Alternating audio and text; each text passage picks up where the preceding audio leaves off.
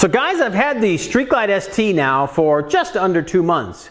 Guys, my name is Rick and this is the HDVIBE channel. Spend a little time with me today and I'm going to give you my ownership experience so far on the 2023 Street Glide ST. We'll talk about the good and some of the not so good after having ridden the motorcycle for just over 1,500 miles, gone through my first 1,000 mile service and ridden it in a variety of conditions. And we'll get into it right after this.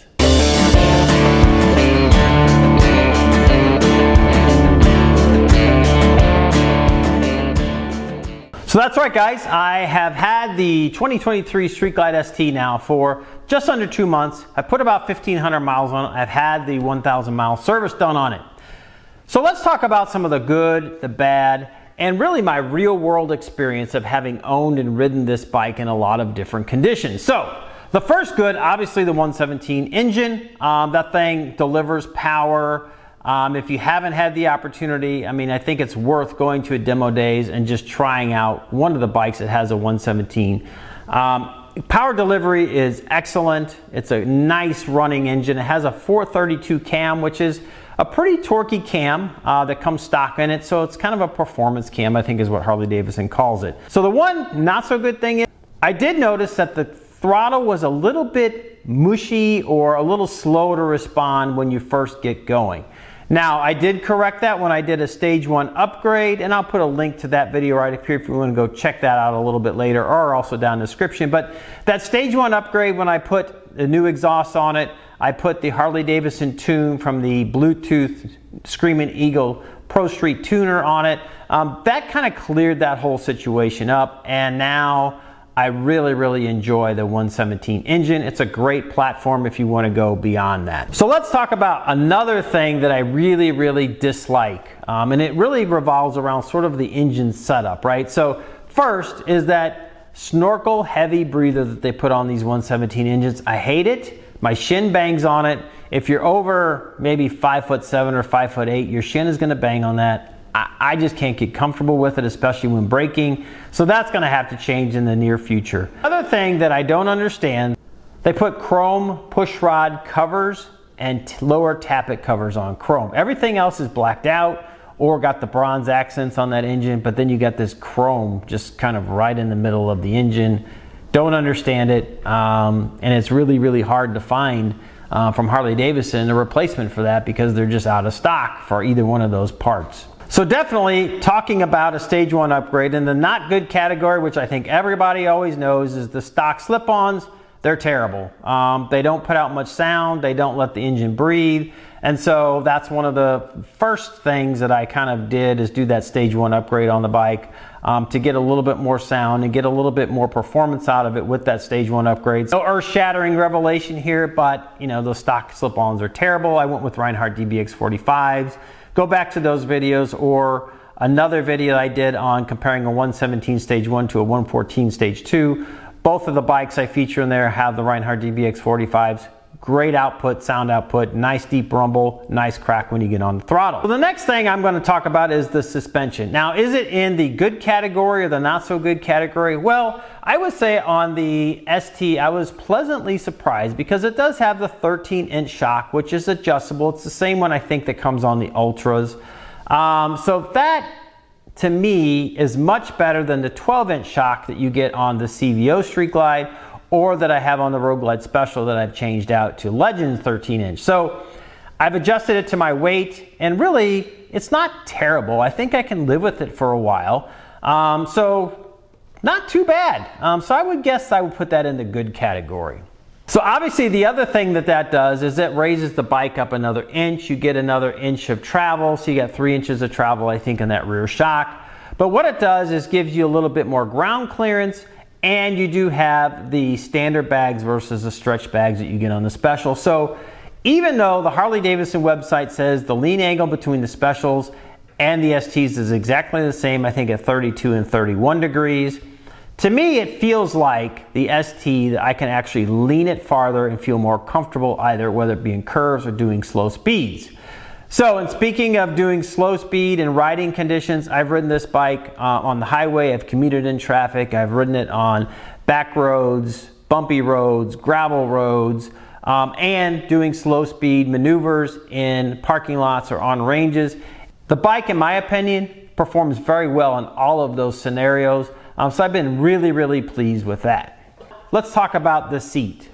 The stock seat is a solo seat setup. It is terrible. I literally rode the bike home from Gateway Harley Davidson, tore off the stock seat and put on a Saddlemen Dominator low seat on it.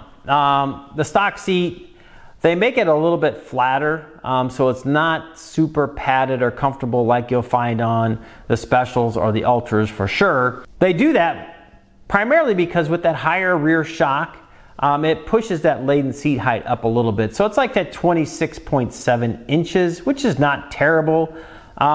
But if you do go to an aftermarket seat like my Saddlemen, it probably pushes me up, maybe up to 27 inches.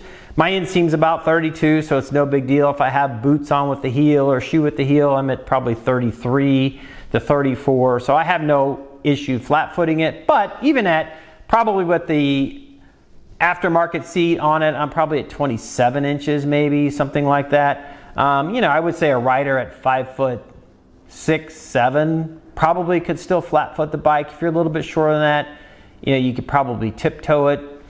But if you're doing that, the one thing I will say that a lot of people don't know and recognize is, and I put this in the good category, is the ST is lighter than the Specials and certainly way lighter than the CVOs. So it comes in, I think, at 817 pounds, which is about, I think, 15 or 20 pounds lighter than the Special models, and it's 50 pounds lighter than the CVO. So that, again, gets to me from a maneuverability perspective, from riding hard in the corners, doing back roads, twists, turns, and just overall maneuverability. I feel more comfortable with that less weight underneath me on the ST versus the CVO. I can do all the same stuff in the parking lot, slow speed skills with any of the bikes. So that reduced weight, in my opinion, is in the good category. So now let's talk about the lighting setup. Again, you've got an LED daymaker headlight in the front, you've got an LED rear light in the back, but you still have incandescence in the front turn signals and the rear turn signals. And as you'll see, the setup on the ST in terms of the lighting in the rear is, to me, subpar. So they put some reflectors on the bags, which I still have to take those off. They're going bye-bye pretty soon. But it only has one brake light and one run light right in the middle of the fender. And then you've got your turn signals that all they do is turn. So at night, you've got two reflectors that maybe cars will pick up, and you've got one light in the middle.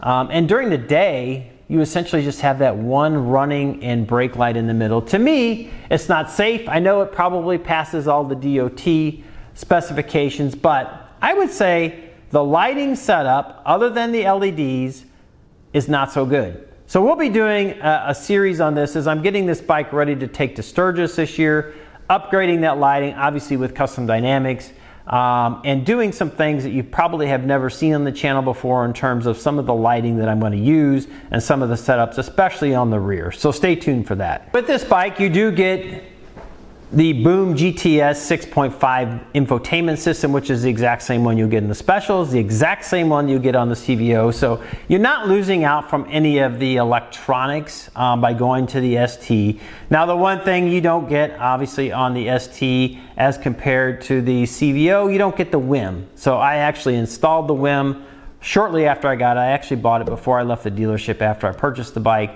because I do like to run my Bluetooth headset so that my phone is connected, my headset's connected, and I can actually control that infotainment system through my headset through a combination of commands if I want to make a phone call and the like. So, you know, you do miss out on that WIM, but that's not different from the Special models.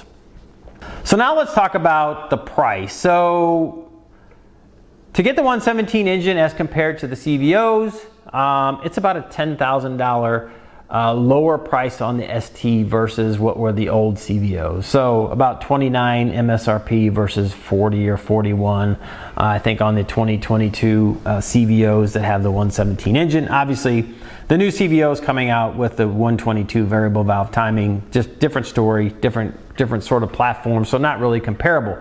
Now, if you compare the price of the ST versus the price of the special models, you're about at a $1,500, maybe $2,000 MSRP difference.